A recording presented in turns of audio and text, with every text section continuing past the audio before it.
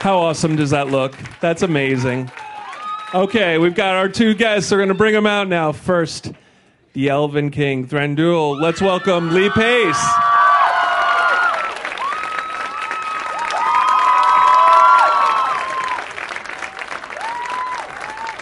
And our other guest, the King Under the Mountain, Thorin Oakenshield's here, Rичард Armитidж.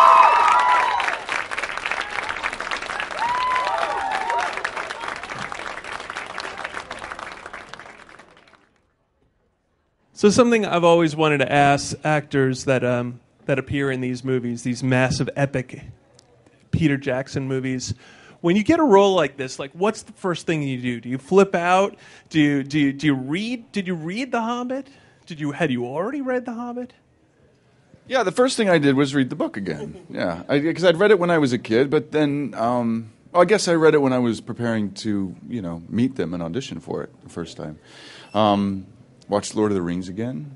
Watch the extended edition. Watch all the other stuff, because it's not just about The Hobbit. It's about this whole world that Peter Jackson has created, this Middle Earth, which is uniquely him, in many ways. And the idea of him making a second trilogy with this Hobbit trilogy, there must have been some pressure to make it as good as the first one. Is that going through your head? Yeah, I mean, I remember when the first trilogy was being made, I'd gone to my agent and said, please can I audition for this? And he said, well, what would you audition for? And I was really interested in playing Legolas.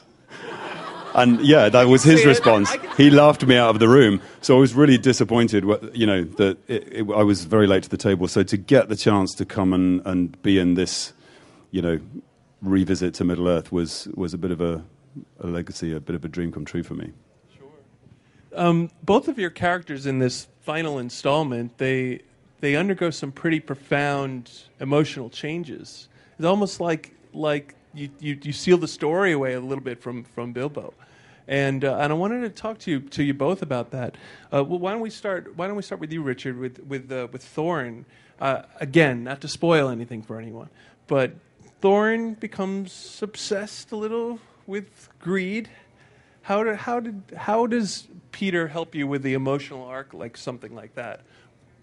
I mean, it's sort of built into their screenplay, and it's there from the very first prologue of the first movie that there is this susceptibility to dragon sickness that he witnessed his grandfather going through. So as he's approaching the mountain on this very linear quest, it's always looming in the distance. So you can feel the black clouds of that kind of insanity gathering, and then you see him descend into his own mind and into the mountain in the third film. So, the guidance came from Peter and Fran and Philippa, and just gauging, how mad we make him, how quickly, was something that changed throughout the course of filming. Thorin's really strong, but I feel like in this film especially, we get to see the vulnerable side of the character. It's something that, are there things about Thorin that we don't really know? Yeah, I mean, one of the things that we kind of looked at together as actor and filmmaker is making the character as inconsistent as possible. Normally you look for consistency in character, so we tried to make him surprising and unexpected, and part of that was giving him a vulnerability. But of course, as he approaches the end of his story, let's call it, where the only thing he can do is speak the truth. That's the ultimate opening up, isn't it? Absolutely. I feel like we should play a clip. Do we have a nice clip on that? It's not that scene, is it? I don't. Please tell me it's not so. that scene. No. But there is a nice clip. What do you think I'm trying to do? I think you're trying to save your dwarvish friends, and I admire your loyalty to them. But it does not dissuade me from my course. You started this, Mithrandir. You will forgive me if I finish it. Are the archers in position? Yes, my lord. Give the order. If anything moves on that mountain, kill it. The dwarves are out of time. Is that a wig you're wearing? No, that's your real hair, right? Yeah. Actually, it's a good enough transition. Let's talk about that, Lee. I feel like your character also goes through some deep emotional changes, especially regarding battlefield sacrifice and some of the finer points of love. Is that Well, I mean, the character as written in the book is, I mean, he's never called Thranduil. It's you understand, a few of the actions that he makes throughout the book and are in the movie, but this movie was never based on the book that was published in 1937. It's based on everything that Tolkien then learned about Middle Earth, about the elves, about these characters as he wrote Lord of the Rings and the appendixes, and well into. He developed this world over many, many years. So that's the story that we're telling now, and we've learned so much about Thranduil in that time, and we try to put all that into this story and add a little bit of our own creativity to it as well. When he's an isolationist, he's tough, he's very old and grumpy. He doesn't want to get involved in a fight.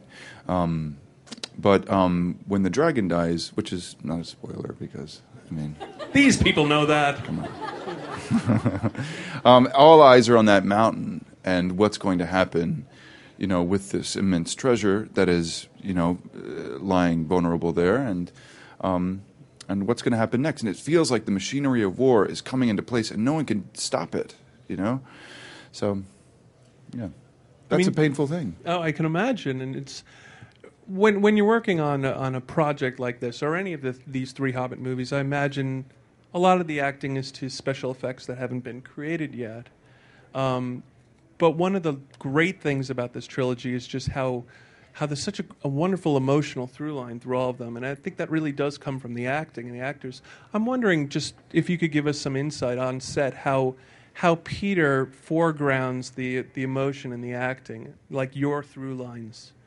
It's one of the things that I've loved about working with Peter is that he's as interested in actors as he is with technology. And he says himself that he doesn't lie in bed dreaming up new ways to kind of create visual effects. It's always driven by the action and the actors. And people always ask you, is it really difficult acting on a green screen? The reality is that you're the only living, breathing thing in that green box. So you get all of his attention. And for the time that you work with him, which is actually relatively short compared to the post-production period, you get so much of Pete. You get his heart and his soul in the writing and, face to face. And he's a great actor, so you see little bits of your character reflected back at you, which I really enjoyed. It's an active imagination, and it always was. Whether it was a set that's built or, if you deliver the performance and then the set is built after the fact. It's all part of the imagination. When we had our first scene together in Desolation of Smaug, we were in different rooms. Because there was, he had built this incredible thing where we could, for the size difference, we could act at the same time and listen to each other, but on completely different sets. And I still felt like there was, the reality of the moment there. Richard, I've heard you describe yourself as an actor that really immerses yourself into the role and even close to method acting, and I wonder how that applies on something like this. I've never described myself like that. I immerse myself into a bath at the end of the day, but that's about it. I think everybody does in different ways. I just, with this particular role, playing one character over 3 movies, it was 2 at the time, but whatever, it's a long period of time, in a very kind of heavy, hot, uncomfortable costume. For me, it was about concentration and just not letting that be a crippling factor. So when you see me in between takes facing the wall in a corner because I don't want to be disturbed, it's just about, keeping your head in the right place. That's all. There's no kind of weird trickery to it. Mm-hmm. And you're, Lee, you're no stranger to long-term projects either. I'm thinking about The Fall as well, which is yes, let's applaud The Fall. Yes. But I imagine that maintaining that kind of concentration perhaps over time, over months, and out of chronology is difficult. Well, it's all about trying to get away from yourself. That's the more I do this, the more I kind of find that's the goal, and it's very hard to do. To get your own thoughts out of your head and the character's thoughts into your head. And there's so many different ways you can go about. It's wrong to use the word trick yourself to do that, but you have to put yourself in a position that's beneficial to that kind of work. And with a character like this, I look so different that. I look at myself in the mirror and I behave differently. People treat me differently when I walk onto set. And that's very useful. But it's all, the the mask absolutely helps to just separate yourself from who you really are, because Li Pei's is pretty boring.